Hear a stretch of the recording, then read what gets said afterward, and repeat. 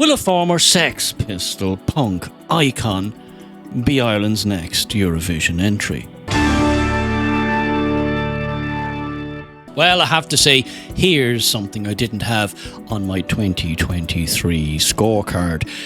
Ireland, as you know, hasn't exactly had the best run of luck in the Eurovision Song Contest for the past number of years. Still, being the country who has won it the most times, we've lately, shall we say, fallen on barren times. We haven't even made it into the final in the last few years. A particular low point might have been, for many people,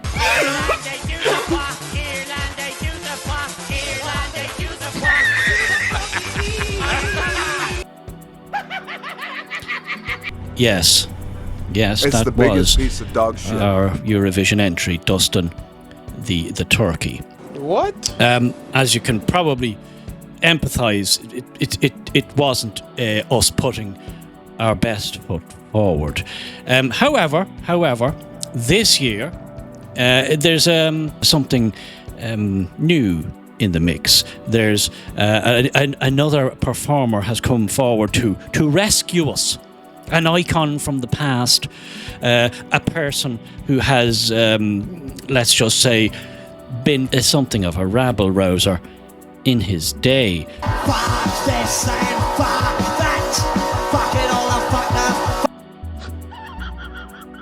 that. For any of you not familiar with the Sex Pistols, they were, on this part of the world, they were the punk icons. They were, to most people, a lot of people, punk personified back in the late 70s, I think 76, 77, 78.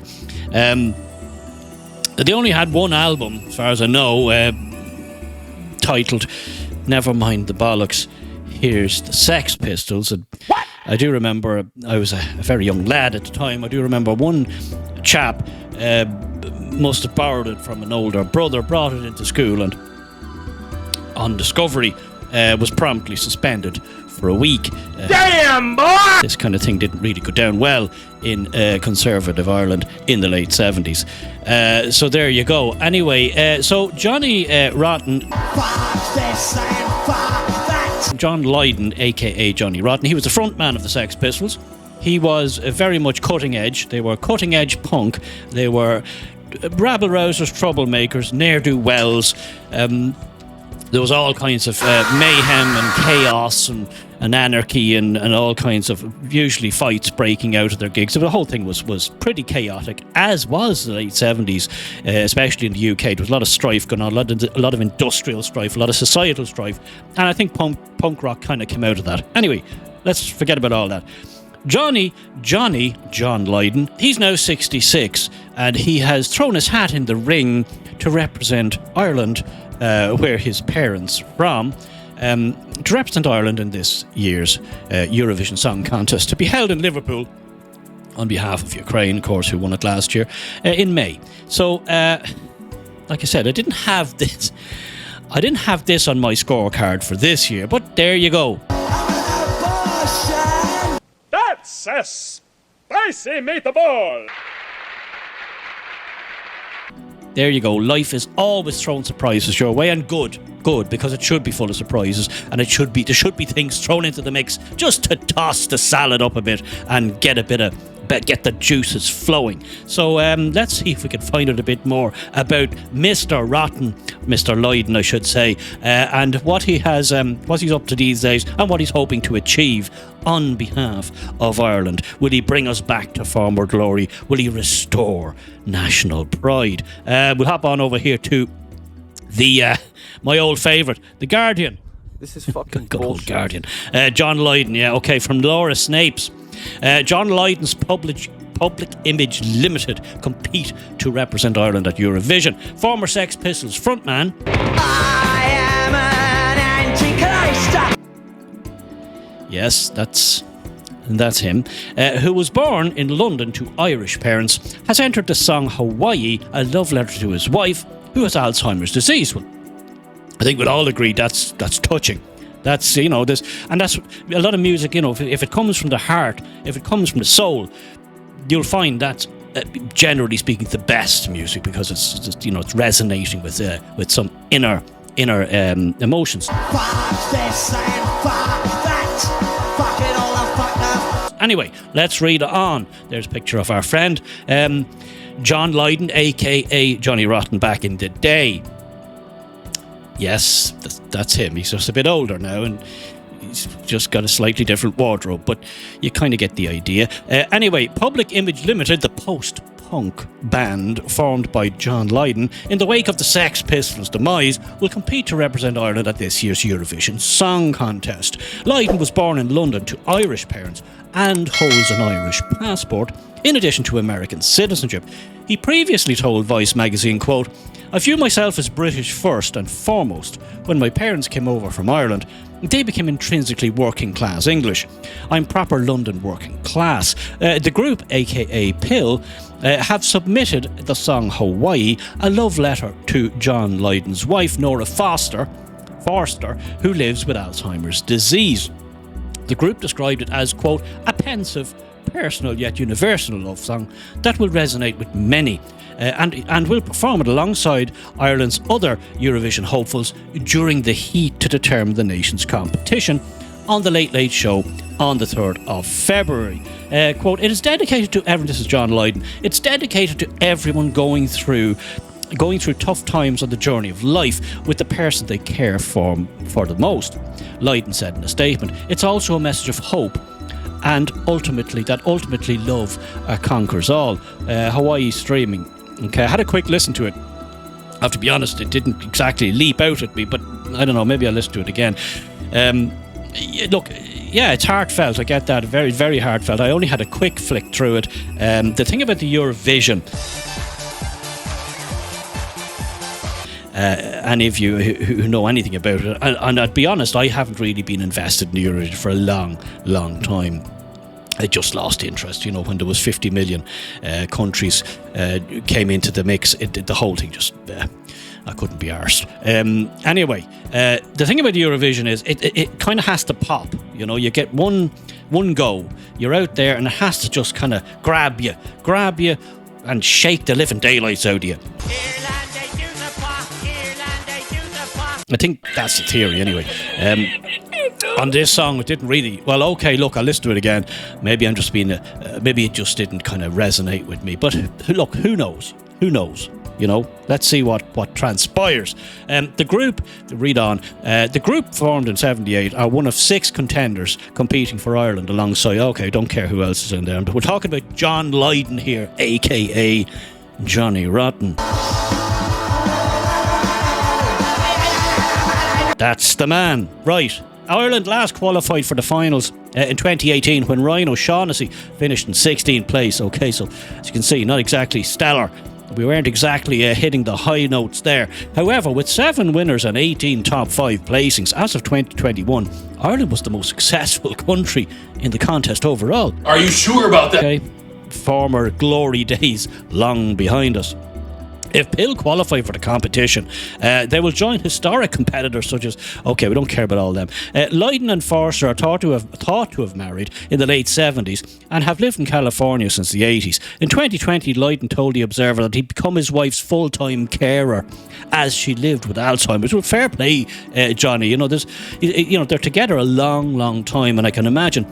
For to be together that long, and Alzheimer's is a terrible disease and a terrible situation for a couple long time. I mean, it's soul destroying. I can only imagine what he's going through, and I can see the emotion that's put into the song. He told the newspaper that he would never put Forster into a home.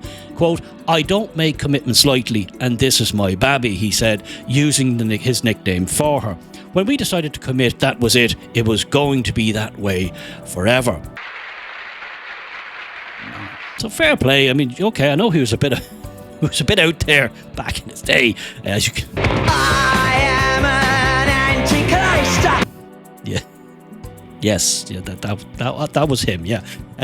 But he's mellowed. He's obviously a man of conviction and a man of loyalty. So we all did stuff back in our youth that we probably look back on with some degree of embarrassment or regret, let's say. Public image is currently comprised of, okay, we don't care about that. This year's Song Contest will take place in Liverpool. Now, okay, so I want to move on here. The Irish Times, what they got to say about it.